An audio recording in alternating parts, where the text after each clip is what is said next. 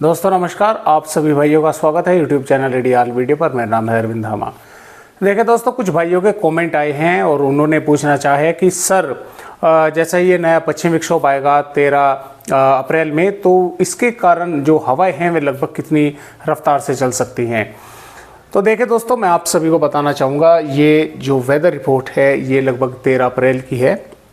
होगा क्या कि देखिए, भारत के पहाड़ी राज्यों पर रहेगा यहाँ पर WD, यानी कि काफ़ी जो है स्ट्रॉन्ग ये WD रहेगा। इसके अलावा जो यहाँ पर राजस्थान के भागों पर जो सर्कुलेशन बनेगा, पहले तो ये सर्कुलेशन ही बनेगा, ऐसा नहीं है कि सीधा ही लो प्रेशर एरिया बन जाएगा, पहले ये सर्कुलेशन बनेगा। सर्कुलेशन बनते ही जैसे ही ये यहाँ से पश्चिम विक्षोभ बंदर की तरफ आएगा, तो आते आते यहाँ पर हवाओं की जो यानी कि रफ्तार है घूमने की, इस टकराने की, इस तरह से वापसी मुड़ने की, वो और तेज़ हो जाएगी। और तेज़ होते ही लगभग यहाँ पर 13 अप्रैल या 14 अप्रैल के आसपास हम बोल सकते हैं कि यहाँ पर दोस्तों देखिए लो प्रेशर एरिया जो है वो बन जाएगा।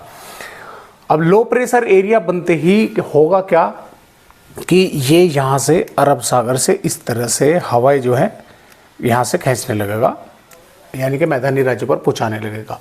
अब इसकी वजह से जो हवाओं की रफ्तार है, ये तो देखिए पूरी तरह से समय आने पर ही पता लगेगा, अपडेटों में ही पता लग पाएगा।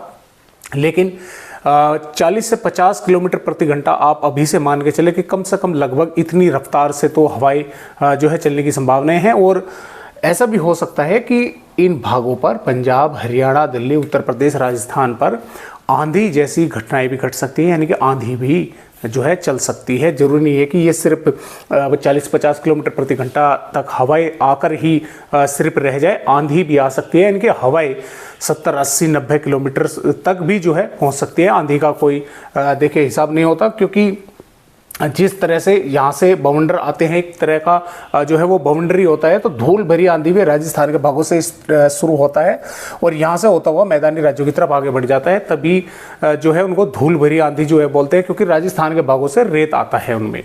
वे शुरू जो है उनकी शुरुआत जो होती है वो राजस्थान के भागों से होती है और वे इस तरह से आगे की तरफ बढ़ती चली जाती है। और रही बात बारिश की, तो 13 अप्रैल में पंजाब, हरियाणा, दिल्ली, उत्तर प्रदेश, राजस्थान, मध्य प्रदेश के भागों पर मौसम खराब रहेगा। उत्तरी मध्य प्रदेश के भागों पर 14, 15, 16 अप्रैल तक कई भागों पर मेघ गर्जना के साथ बारिश होगी। कुछ भागों पर ओलावृष्टि जैसी गतिविधियां भी जो है दोस्तों देखने को इस दौरान मिल सकती है। तो खास तौर से जो किसान भाई है वे अपना काम देखे जल्दी से निपटा ले। और कुछ देखे भाई के कॉमेंट भी आए थे, मैंने कल की वीडियो में बताया था, उन्होंने बताया था कि सर हमारे जो गेहूं हैं वे लगभग 10 दिन भी अभी नहीं कटते। तो देखे दोस्तों, आपके वहाँ पर जो है कुछ गेहूं लेट हुए हों, लेकिन हमारे यहाँ पर थोड़ा जो है वो जल्दी गेहूं को बो देते हैं, ईख डालते ही गेहूं बो देते हैं उसमें।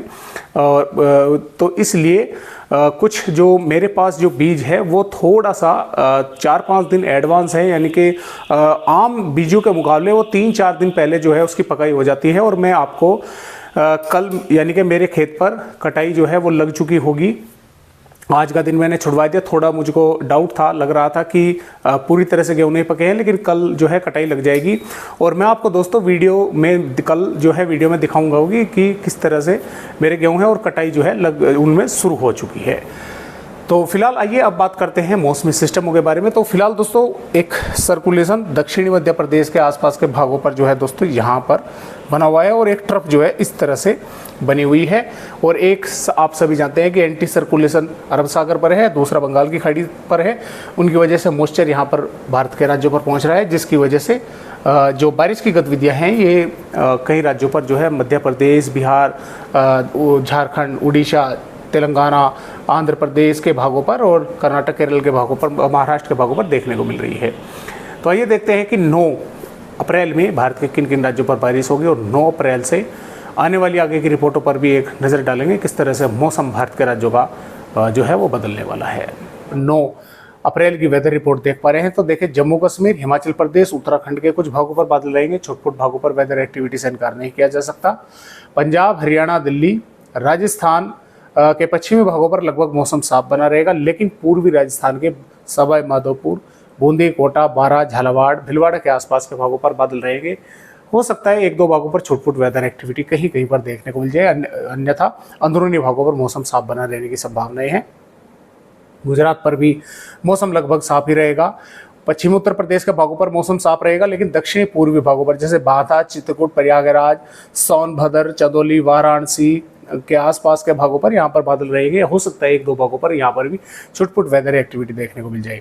मध्य प्रदेश पर बारिश की गतिविधियां थोड़ी सी बढ़ने की संभावना जो है वो नजर आ रही है, यानी कि बालाघाट, जबलपुर, नरसिंहपुर, उमरिया, शहडोल, अनूपपुर, डिंडोरी, मंडला के आसपास के भागों पर मध्यम से तेज बारिश मेघ गर्जना के साथ होने के आसार है।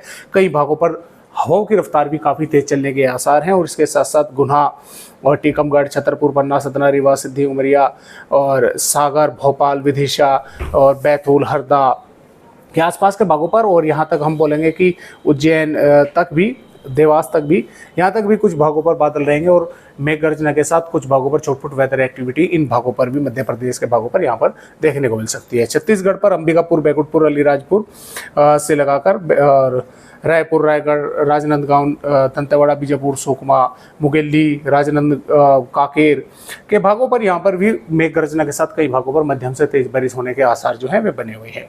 बिहार पर लगभग दोस्तों मौसम साफ रहेगा। कुछ दक्षिणी पूर्वी यानी कि दक्षिणी पश्चिमी भागों पर थोड़े बहुत बादल जो है आते जाते देखने को मिल सकते हैं। झारखंड पर रांची, खूंटी, लोहरदगा, गुमला, पश्चिमी सिंहभूम, पूर्वी सिंहभूम के आसपास के भागों पर बादल दिखेंगे तो थोड़ी बहुत वेदर एक्टिविटी हो सकती है। पश्चिम बंगाल पर भी मौसम साफ रहेगा। उड़ीसा के कई भागों पर बारिश होगी।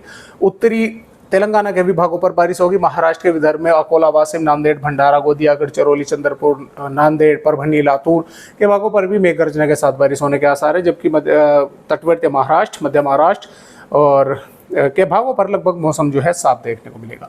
दक्षिणी भागों पर कर्नाटक, केरल, तमिलनाडु के भागों पर दोस्तों वैसे मौसम साफ रहेगा, लेकिन दक्षिणी कर्नाटक और केरल के कुछ भागों पर बादल जो है आते जाते जरूर देखने को मिलेंगे। भारत के पूर्वोत्तर राज्यों में भी अरुणाचल प्रदेश और असम, मेघालय के कुछ भागों पर थोड़े बहुत बादल जो है दिख सकते हैं। कुछ अरुणाचल प्रदेश के भागों पर बारिश होने की संभावनाएं बन सकती हैं। और यहाँ पर दोस्तों देखिए 10 अप्रैल की अगर हम बात करें, 10 अप्रैल में भी भारत के मध्य पूर्वी भागों पर बारिश चलती रहेगी।